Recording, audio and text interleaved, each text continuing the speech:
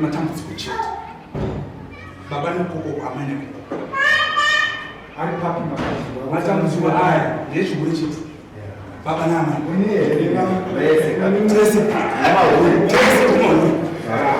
mai ava avakutsira nyika ndo nyaya hombe inonetsa mubamene kwakonde takawanda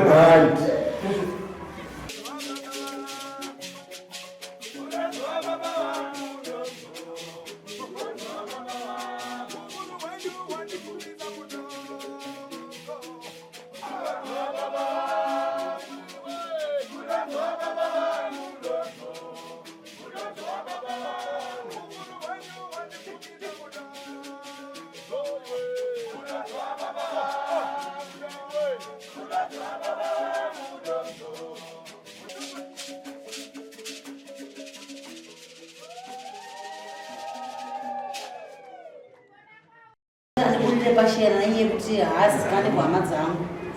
ndakatanga kugara naye 2020. baba ndiri kudire pachena nemudzimai wenyu mukadzi wangu kuda pachena kuti kutaura kuhama dzake zvine chikonzero makore ari kutaura akati wandei mushure kunde tatamwana nakatese chinoitika changamire chekuti mukadzi wangu agutsikana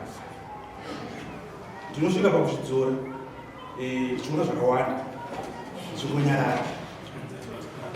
asi pakazouya munhu wamakatuma nhume yamakatuma ndiwe ndakakwanisa kusvikopira nhamo yangu kati moita zvakanaka ndifunga amai ava avakutsira nyika ndo nyaya hombe inonetsa mubamene kwakonde takawanda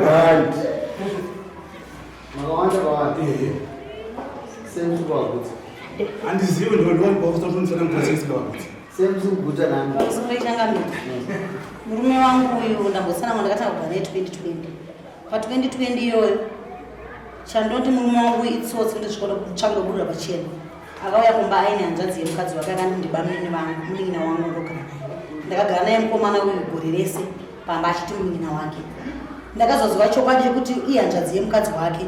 munin'ina wake yapfimba mwana wangu anova musikana mwana sori mukomana pakazobudisa chokwadi pachena kuti imimi amadha ndakagara nemi panapa mataone nhumuri mukwasha wangu unomboziva kuti murume wamuna iwe muri mwasisi vangu ndikati handizvizivi ndiwo musi wandakatanga kuziva chokwadi kuti murume wangu ane mumwe mukadzi kusaiti zvadaro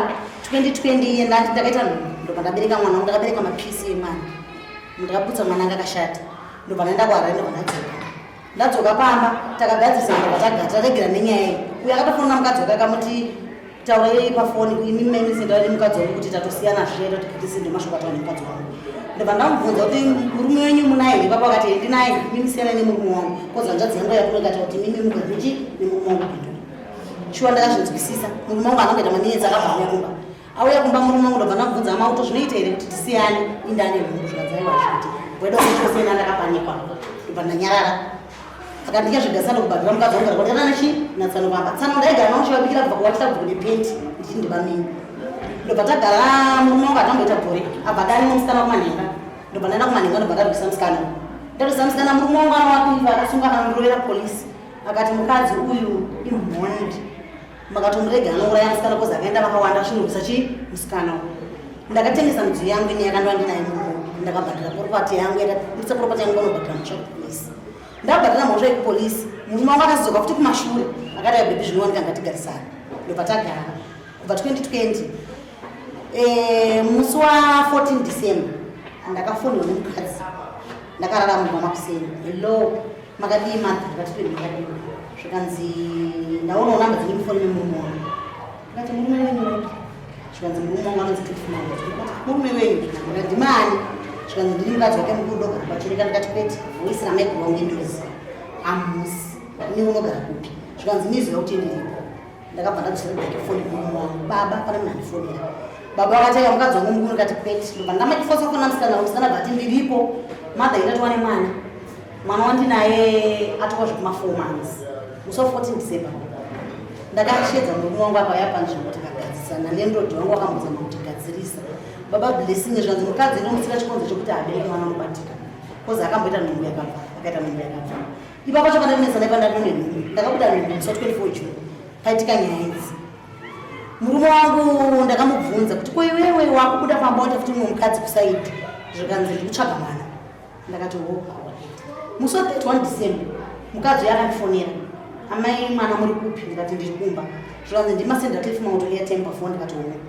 zvikanzi amusoda kunzomunya cliff naye ndikati iwa murume wangu kozi murume wangu rendi kumba kwangu kumba kwangu ndodya zvanoda rendi ndobhadhara handisi kuziva kuti muda kuzama kuti kudii kozi murume wene achiti pai achingori pamba asati abuda achienda maimini vakandipindura vakati titori kuchiweshe murume atondibvisira mari abvisira 1.7 handina kuzviramba kozi murume wangu akaisa status yekuti paiverengwa mari so ngekuti atikuerete sei achiverenga mari ndakabva ndazvibatanidza ndakabva ndambozvichengeta ndakati pamwe kunyema chokwadi murume wangu akayabhamba ndakamubvunza amauti muda kuti upenyu wangu usvike kupi so fata kupinda mu6 years ina ndizikane kumba kwangu iye hazikane kumba kwedu murume wangu unoona mainini vakandudza vakati mukutopedza nguva murume wenyu akandodza kuti ndiri pabasi stop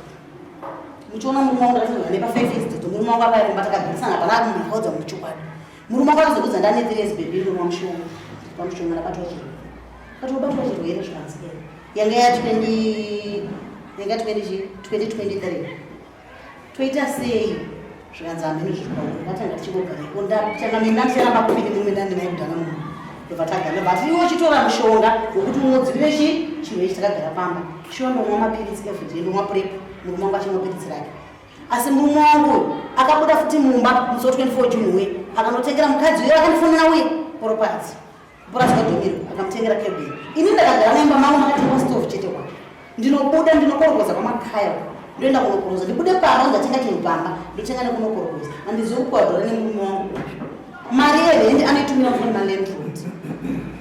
kuti ndizive kumba kwababa vake ndakatenda chikonzo chelendod baba vake vafamhandi manje lendod wakati murume yanotizatinajenga pamba munomuka makafa yangu akafa one makabatwa bp makabva nhunu ndakashaya zvekuita usiku ndinemi akazoya mangwana andeikunhamo ndakati handina mazva nelendo marebhazi ndinayo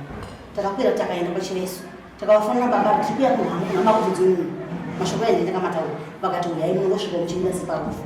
6 years takagara takaenda sho parufu baba vachitakurwa gori baba chiburiswa mumba murume wangu akabva tipinde mota nekutekeri kumba takabva tadzokera kumba murume wangu ndobva ndamubvunza kuchikonzo chekuti imi maita kuti mubvisire mainini mari ini musati mandibvisira mari hamuna hama yangu nahwanya munoziva ndina baba vangu ndinawo munhu havana kana kumba kuti kwamboti wadini mboenda ndimboonekera kukavatezva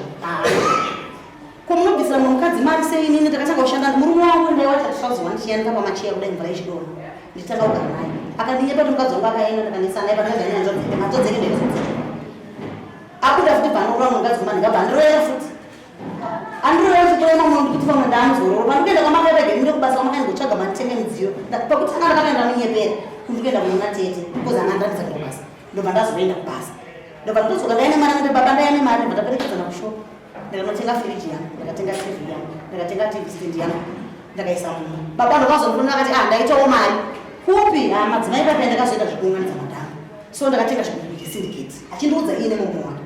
saka ndaitawo kamari kadikidiko yemutawo mutora 100 basi ndakaenda mutora ndakatambuza ndikatenga sofa ofometi yakanditengera warimba midziyo yese pamwe ndakatenga ndikaenda kushanda maono yangu asi mainini vakaya kumashure vakatengerwa property nemurume wangu mukadzi wake iye anogara achindituka pafoni handari kugara kana mabvisa lendo dhangu ndandire foni yangu andikatirekodha mukadzi yakazokukanyika yakatsikwa nemunoti waimama adhara kunguo zvizo uzvikangani muzvikanga kana uchangamisi ada kubvunza kubvunza asati kupindura nziva yangu nomudeke madhara adziva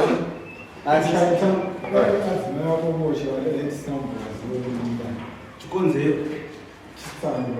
chaita kuti adzimai vako vasumuke kumba kwavo chikonzero chachoti vasumuke kubva kumba kwavo chavari kutaura chekuti handiziva nate zvaka pandine mubvunzo napo inini ndepekuti pa6 years dzavari kutaura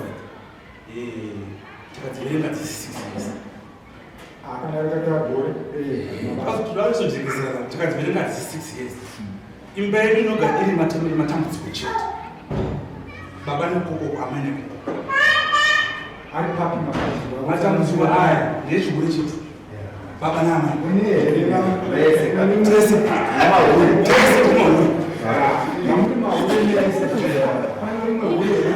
Thank you. ndakadali kuti dai kuita mubata asi umbowo hwekupedzisira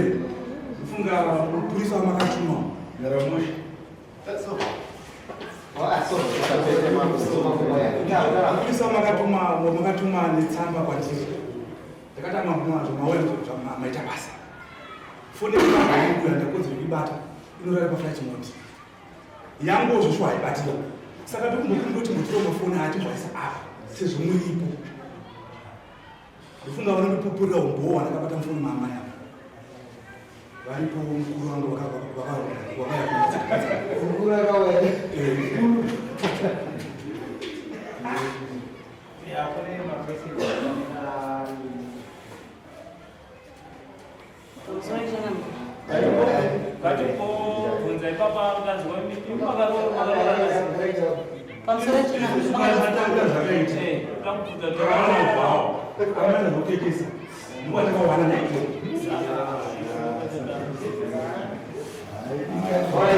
Now, I might my experience, I think that's my experience. I want to matter. Now, you shaman, you go more education about. Look at all. How I tell you. Ini mulai bakal kuna ntusi kuchaka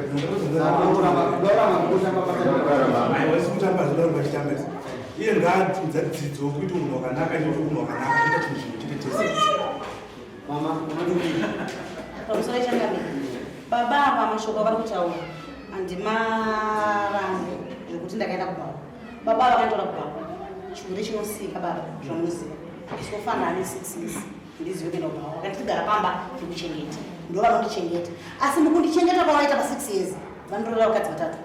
vavanochengeta zvaizvezvi tiri vatatu tiri pabariko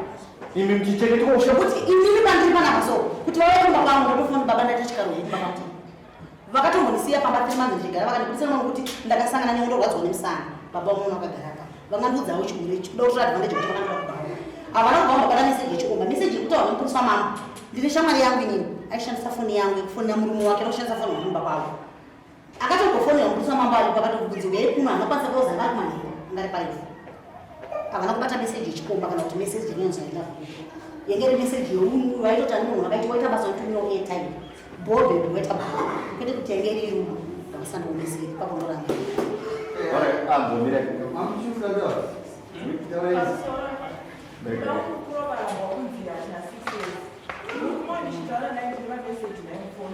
akachona kati mukadzi wangu ndane 6 years ndichidara naye imimi muriti vachiyambamba vakatonditodzwa nemurume dzimwe nyaya dzandotavagadzirisa kasipavakarwa mukadzi ndandinaye murume ndandakatosva pabata foni ndikati muzere chindikudiki kwamuri ko zvino madi kuonoti nyaya yava madi kufonera nabhudhi womunhu magona kuzivana bhosi mukadzi akarwara sinai zvokutosva pakugezesa ndini pane panodauva vaberekeni vari nyaya iripo hakuna munhu maha vakutoaa chikuita mabhorabhoraswa chimukika anenge asina zvaakabvisa haana losika haana losi saka iwewe manje ndokuzvichipisa kutozvichipisa wega saka iye ari mukiko wacho unoti hapana arindibvunza kana mubereki wacho hapana arindibvunza saka anorwadziwa nei hapana chokwadi pamusoro inini pandakamubvunza nekuti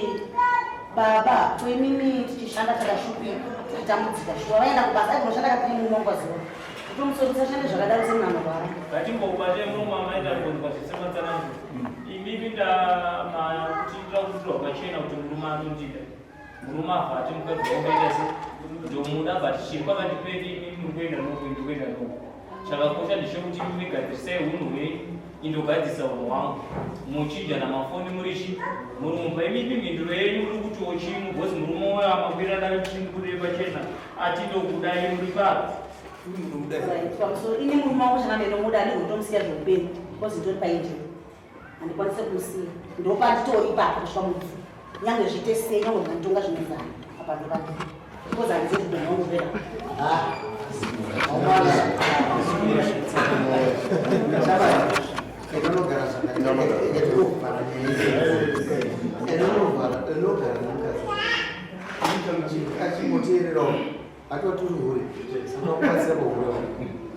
Iwewe chinombono katsika wana kadzakona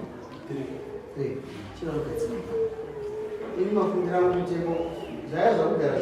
uya apa ngaangorana zvaakupeka sachinodzikasa but kana kuendeka pakatsunga mubvisetu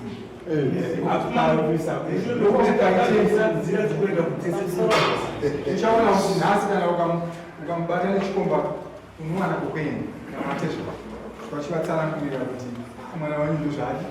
zvake nhasi unoenda kunani kana ndeka ukamubata nechikomba tisaaakuziva mwanangu musikana waita zvakanaka wauya kuno handiwazvinzwa right changamire vari kutaura kuti iwewe pane padiki diki chete panofanira kugadzirisa asi isisu hatinoda kukuregerera uchingoenda mwanangu nekondisheni yako yatanzwa munomu chizvichenge takaurarame makore akawanda unorarama makore akawanda mazuvaano azimbouraya unorarama makore akawanda asi enda unobvisawo tsvakira ikuno zvayo uyu chanyanya kumurwadza darereda rikuzive zvayo ukurora kumashure handakuramba kuroora asi kumbomba kungazwa ungari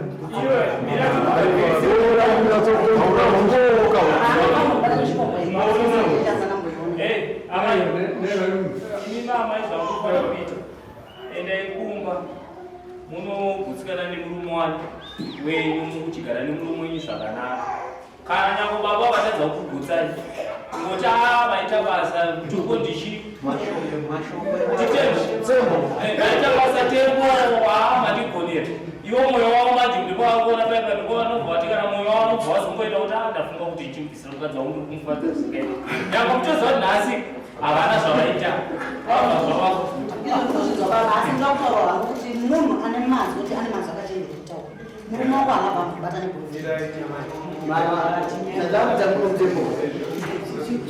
negoemambotikomukana unongotaura padiki murume wangu nyeri kundirwadza ndekuti inini ari kuchengeta vamwe madzimai achikatengera kukatemba mangu ari kutenga mama tinoswera chitaura makwira dare nini makatimura kutizive mabuda pachena ivo shamani mukadzi kuti agariko zvakanaka ndozvichitoro zvaakudo kumbomba kumbopanzirisa se inopera zvireiro tinenga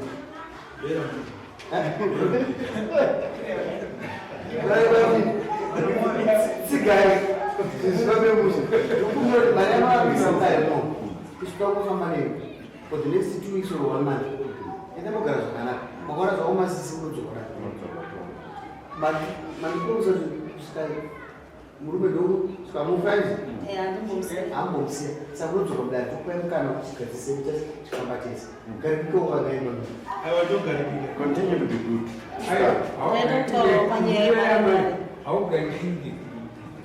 vana vedu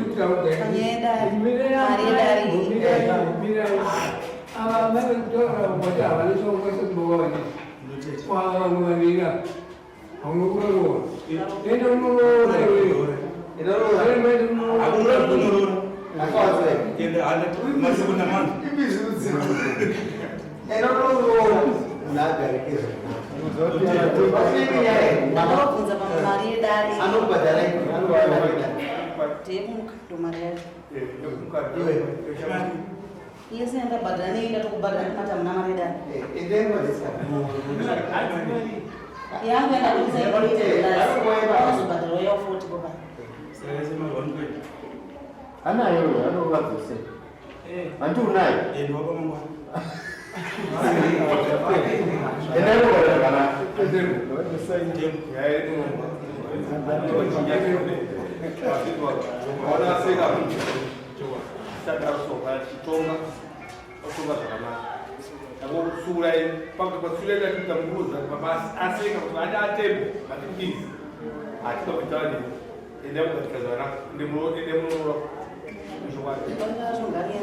because barika harichoti 3 weeks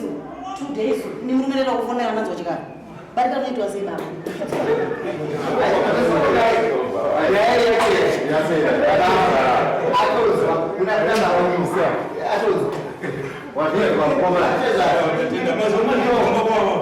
asi mukadzi mukuru ndiye asingatona mazuva akavana